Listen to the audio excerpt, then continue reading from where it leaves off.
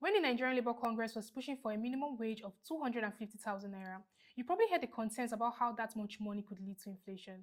But here's the thing, higher wages don't cause inflation. They are more of a consequence of inflation rather than the root cause. I'm Goreti Oscar, and today on the Discourse, we'll be talking about money and inflation. Inflation is a serious problem, and if left unchecked, it can damage society. Recently in Nigeria, there was a hunger protest. While people thought they were protesting hunger, what they were really protesting was inflation. Inflation has led to government changes in several countries like Brazil before 1964 and Chile as well. You might have also heard politicians saying there's worldwide inflation, so it's not just our problem.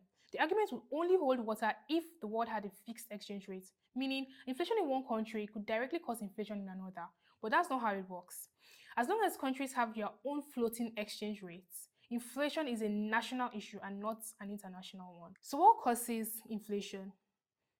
The first thing to understand is that inflation is always a monetary phenomenon. It's a result of too much money in circulation compared to the output of production.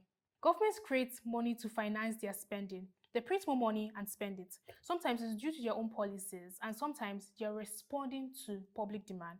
Now, what people want is they want government to spend more on them but resist higher taxes. Now, this leads to situations like the current sentiment in Nigeria. Tinubu wants to tax us to death. But how do countries generate money? Through taxes, right? If the government doesn't increase taxes, where would they get money to spend? Now, one way is for the government to obtain revenue from inflation by reducing the real value of its debt over time. Simply put, if you owed someone 1,000 naira 20 years ago, that debt is worth a lot less today in 2024.